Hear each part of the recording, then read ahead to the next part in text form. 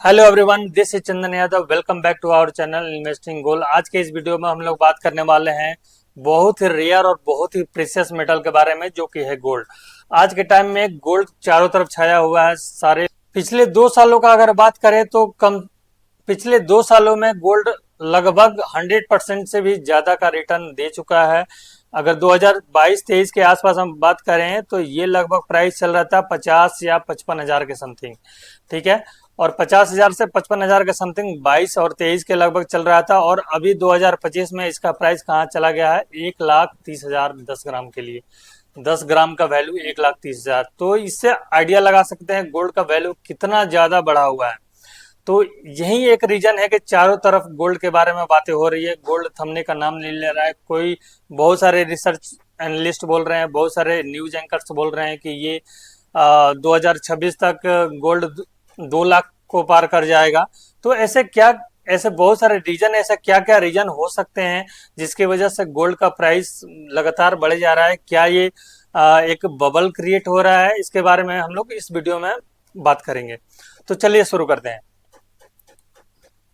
तो सबसे पहले कि गोल्ड के बारे में जान लेते हैं। गोल्ड क्या है कि प्रेशियस और रेयर मेटल है, जो कि बेसिकली हम लोग ज्यादातर यूज कहाँ करते हैं? ज्वेलरी में यूज करते हैं, या फिर बहुत ये बोलें कि ये ग्लोबली एक्सेप्टेड करेंसी है। तो ये कोई गलत नहीं होगा। वर्ल्ड करेंसी के नाम से भी गोल्ड को अगर बोला जाए तो कोई गलत नहीं होगा। इसके टॉप प्रोड्यूसर हैं चाइना है, रसिया है। चाइना है, रसिया है, ऑस्ट्रेलिया है, कनाडा है, यूएसए है। ये इनके टॉप प्रोड्यूसर हैं। ठीक है। इतना इंपॉर्टेंस क्यों रखता है? सबसे पहली बात तो गोल्ड ग्लोबली एक्सेप्टेड है।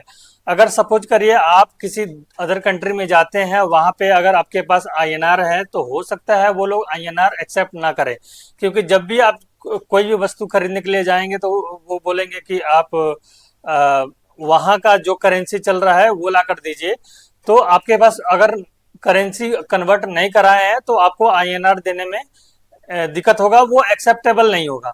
ठीक है। लेकिन वहीं अगर आपके पास कोई गोल्ड कॉइन है या फिर गोल्ड का कोई बार है या गोल्ड का ज्वेलरी है, तो जो भी रेट चल रहा होगा गोल्ड का, वहां पे वो एक्सेप्टेड हो जाएगा। ठीक है। तो ग्लोबली एक्सेप्टेड है, पहली बात। तो दूसरा बात यह है कि इन्फ्लेशन को एडजस्ट करने के लिए सारी कंट्री रिजर्व करती हैं।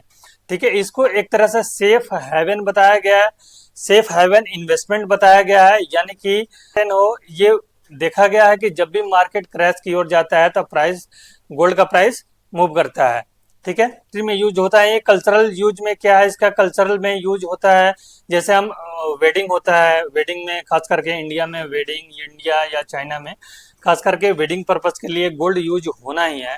और अगर हमारा फेस्टिव सीजन चल रहा है, जैसे आजकल दिवाली का टाइम चल रहा है, तो दिवाली में लोग गोल्ड कॉइन खरीदते हैं, गोल्ड का बार खरीदेंगे, गोल्ड का ज्वेलरी खरीदेंगे। यानी कि ओवरऑल गोल्ड का डिमांड बढ़ जाता है। देखिए, कभी भी किसी भी चीज का, जैसे आज गोल्ड इतना ज्यादा बढ़ा हुआ है, इसके पीछे यही रीजन एकमात्र है कि उसका डिमांड बढ़ा हुआ है।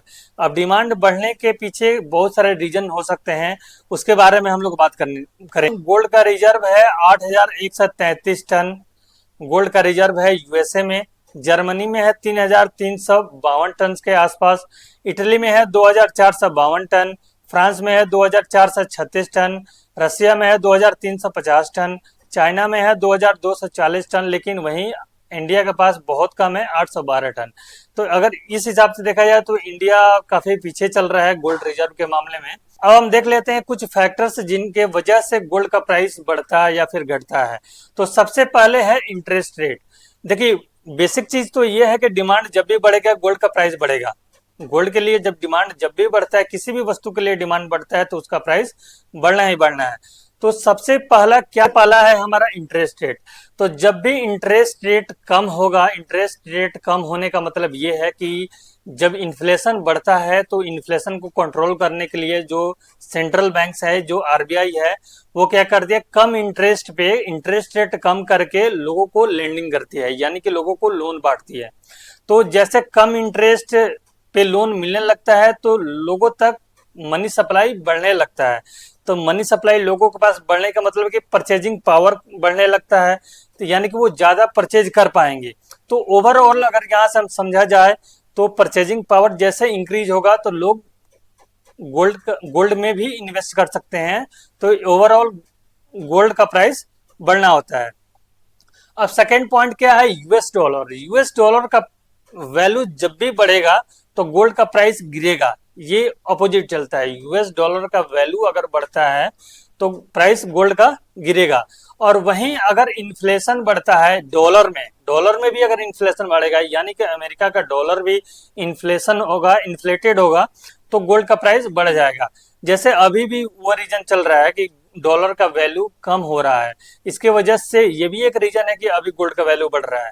ठीक है, अगला पॉइंट है वार एंड अनसर्टेनिटी मार्केट में। मार्केट में जब भी वार और अनसर्टेनिटी होगा, यानी कि मार्केट समझ नहीं पाएगा कि हम मतलब मार्केट को ऊपर जाना चाहिए या फिर नीचे जाना चाहिए, वो अनसर्टेन है। वार में कुछ भी हो सकता है, बहुत ज्यादा रिस्की होता है ये।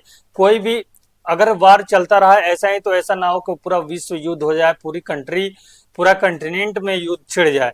तो ये एक अनसर्टेनिटी बना रहता है, इसके वजह से भी गोल्ड में प्राइस में बहुत ज्यादा उछाल आते हैं, जो कि अभी रसिया और यूक्रेन का वार लगातार चल रहा है बहुत दिनों से, तो ये भी एक रीजन है गोल्ड के प्राइस बढ़ने के।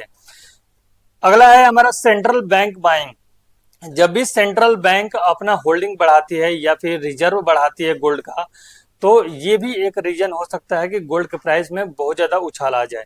जैसे अभी लगभग 1000 टन जो सेंट्रल बैंक है वो 1000 टन से भी ज्यादा गोल्ड को रिजर्व करी है, तो ये भी एक रीजन है सब डिमांड बढ़ जाने के गोल्ड का।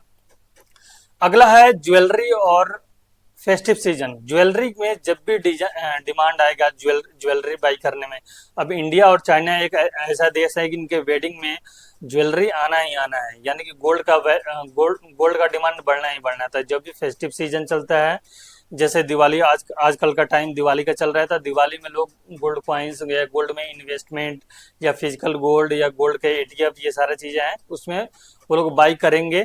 ठीक है, तो ये भी एक रीजन है गोल्ड के प्राइस को बढ़ जाने का। 1980 में अगर देखा जाए तो 1980 में लगभग $850 के आसपास रेट था 10 ग्राम का। अगर इंडियन रुपये में बात करें तो 1800 चल रहा था 1980 में। वो 2000 में बढ़ करके 4500 के आसपास हो गया। ठीक है, 2011 में अगर बात किया तो 28,000 के समथिंग 10 ग्राम का वैल्यू चल रहा था। 2020 में 55,000 के समथिंग चल रहा था। 2025 में 1,33,000 के समथिंग अभी इस ईयर में। इस साल लगभग हम देख लेते हैं कि इन्वेस्टमेंट ऑप्शन क्या क्या है गोल्ड में। गोल्ड में इन्वेस्टमेंट करने के बहुत सारे ऑप्शन हैं, जैसे आप फिजिकल गोल्ड खरीद सकते हो, गोल्ड बार खरीद सकते हो, या ज्वेलरी खरीद सकते हो, या क्वाइन खरीद सकते हो। ठीक है, उसके अलावा आप गोल्ड ईटीएफ यानी एक्सचेंज ट्रेडेड फंड में गोल्ड का ईटीएफ ले सकते हो। टाटा गोल्ड है, निपॉन इंडिया है, ऐसे बहुत सारे जो ईटीएफ हैं वो की अवेलेबल हैं। एचडीएफसी का गोल्ड है वो की। के अलावा आरबीआई इशू करती है इसको एसजीबी के रूप में। आप डिजिटल एसजीबी यानी सोवरेन गोल्ड बॉन्ड, आप बॉन्ड के रूप में आरबीआई इशू करती है, आप उसमें इन्वेस्ट कर सकते हैं। बहुत सारे डिजिटल प्लेटफॉर्म है जो डिजिटल गोल्ड बेचते हैं ऑनलाइन भी। गोल्ड म्यूचुअल फंड है इनडायरेक्ट। अगर देखा जाए गोल्ड म्यूचुअल फंड में अगर आप डायरेक्ट गोल्ड में इन्वेस्ट नहीं करना चाहते हो तो आप एक म्यूचुअल फंड ले सकते हो जो कि गोल्ड में इन्वेस्टमेंट करते हैं वो लोग। तो ये सारे बहुत सारे ऑप्शन है जहाँ यही सब कुछ रीजन है, यही सब कुछ फैक्टर्स हैं जिसके वजह से गोल्ड का प्राइस लगातार बढ़े जा रहा है। तो आपको कैसा लगा वीडियो कमेंट करके जरूर बताएं, और वीडियो अच्छा लगे तो शेयर करें, लाइक करें, और चैनल को सब्सक्राइब जरूर करें। Thank you so much.